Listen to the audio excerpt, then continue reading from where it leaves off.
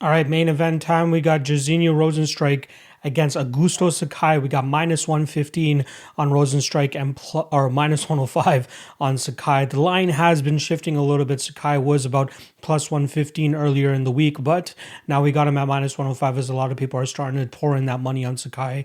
Not 100% sure how this line is going to continue to shift out or shake out as this week goes on. I am recording this on the Saturday, a full week before the actual fight, but I do expect if the public is smart, if there are some sharps out there, the line should be coming in on Sakai, as I believe that he should be favored in this spot. So if you can get him at plus money at the time of you recording this, I do believe he's worth a bit of a shot. If I can get him at plus money on one of my websites here, I'll more than likely be making him a solid dog spot on this card, as I do believe he has all the tools to go out there and beat a guy like Jairzinho Rozenstruik. So let's start off on the Augusto Sakai side. He is coming off his first loss in the UFC, where he dropped a knockout loss in the fifth round, where he got ground and pounded by Alistair Overeem. And that was his first time in a 5-round fight in the UFC, so you got to cut him a little bit of slack. He was winning those first 3 rounds pretty handily, and he even got up to minus 400 on the live betting window before in the fourth round.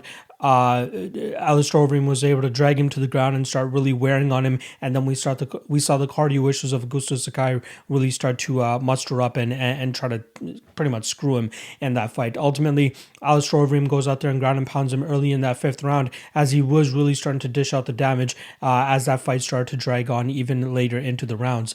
But you got to give Sakai a little bit of slack, right? First ever 5-round fight. He did seem to perform pretty well in those first 3 rounds, but it seemed like he blew his load a little bit too early, trying to get the chinny Alistair Overeem out of there early, and was not able to. I think that's a great source of experience to go out there and have successful or successful early rounds against a legend like Alistair Overeem, but then it really starts to kick in the later the fight goes, that, okay, wait, we still got 2 more rounds to go. If this was a 3-round, he probably wins that fight pretty easily, but it is a 5-rounder, just as this fight with Jairzinho Rozenstruik is. The difference here, though, Alistair Overeem, as we saw in his later parts of his UFC career, really start to focus on the grappling aspects of his game, right? Really start to drag his opponents down, just like he did against Walter Harris, just like he did against Augusto Sakai, and really start to grind these guys out, try to get some big ground and pound going from on top, and it worked out for him. And Augusto Sakai, having to deal with that type of approach, it really does drain your gas tank, having to defend takedowns, and then obviously taking a shit kicking from the top position by Overeem does not help either.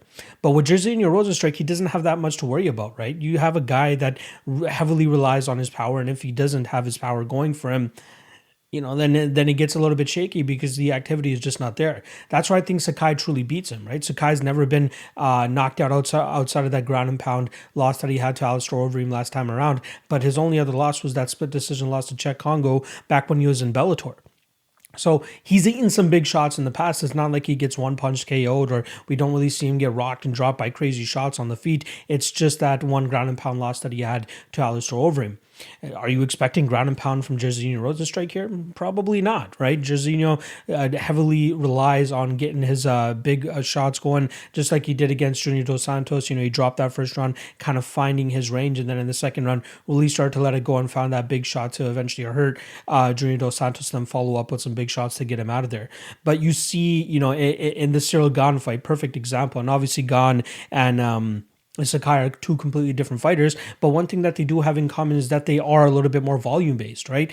They don't rely on that one shot KO power like Augusto Sakai was able to get Chase Sherman and Marcin Tybura out there pretty quickly. But then when you see their fights extended, like the Andrei Arlovski fight, the Blagoy Ivanov fight, and even earlier fights in Sakai's career, he does rely a little bit more on volume and not that crazy heavyweight slugger type of approach that a lot of these guys do, which I do think that Jairzinho Rozenstruik relies on as well. I will say, obviously, the Blagoy Ivanov fight close, not to mention it was a split decision win for him, but also that cheeky 3rd round fence grab that Sakai had that kind of allowed him to stay vertical against Blagoy Ivanov, because who knows what would have happened if Ivanov was able to secure that takedown, that head and arm throw, if he was able to actually secure it, and how the rest of that 3rd round were played out. Luckily for Sakai, only got warned, didn't get a point taken away or anything like that, and was able to get his hand raised via split decision that night. But I just like what I see from Sakai, right? Volume. I believe we'll see a little bit more patience from him this time around, so that he can have better cardio. And again, he's not going to have too much resistance to worry about in regards to getting taken down or being pushed too much. He's just going to have to worry about the big shots coming his way from Rozenstruik. Now, even though Rozenstruik has that fifth round knockout victory over Alistair Overeem, I think his power does start to taper off a little bit when he's dealing with a guy that's a little bit smarter, like Cyril Gane, and I believe like Augusto Sakai here. If Sakai can kind of just push him up against the cage, and Cyril Gane had a lot of success in that too. Same with Alistair Overeem, just clinch fuck him up against the cage, stay active enough with dirty boxing and some knees on the knee, the Charlie horse, if that's what you want to call it.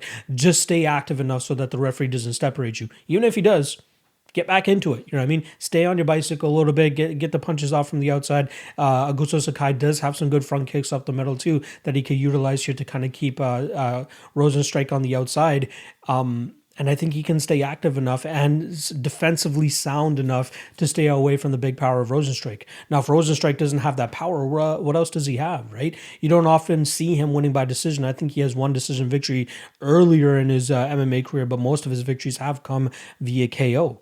Again, the Alistair Overeem fight, right? He's winning that fight up until, he's losing that fight. Alistair Overeem wins, I believe, the first 4 rounds on 2 judges' scorecards, and one judge actually gave that 4th round to Jairzinho Rozenstruik. But Overeem was a second away from winning that fight just off of being, patient, out-voluming, and staying away from the big shots. Unfortunately for him, he wasn't able to stay away from it with 4 or 5 seconds left in the fight, pretty much, and then he gets knocked out. Obviously, we know that infamous picture of his lip being dismembered, and it was disgusting.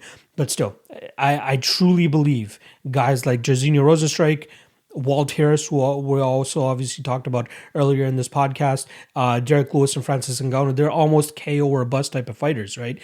Derek Lewis has a little bit more longevity with his power. He always has these crazy comeback knockouts.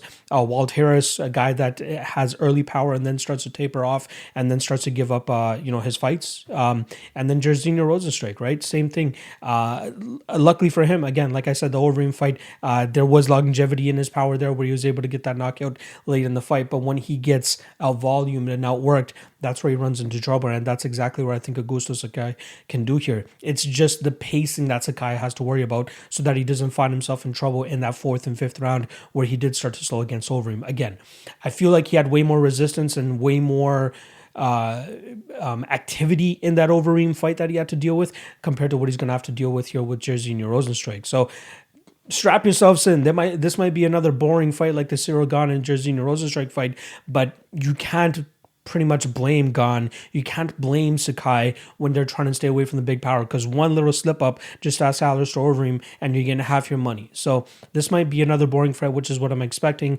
and I'm going to be taking Augusto Sakai to win this fight via decision because I just don't see any other way that Rozenstruik wins this fight other than knocking out Sakai here, and I think that's a low probability, and I think a lot of people are kind of just holding on to that a little bit too much. But when you look at this as an overall scope, if he's not able to get that knockout, it's kind of fucked. And I'll go with the durability that we've seen from Sakai. Even though he was getting ground and pounded to death by Alistair Overeem in that fight, he was never truly out, right? It was just exhaustion. It was just gassing pretty much. And I don't think that we're going to see that approach here from Rozenstruik, which leads me to believe that Sakai should be a pretty safe spot here as long as he doesn't get starched early. So I like Sakai here. And I like him to win by decision. I think it's around plus 400, plus 450 for that decision prop on Sakai. And I think that's very, very juicy, considering I think that Rozenstruik is very durable. I think Sakai, very durable as well. And I do see this fight going the full 5 rounds.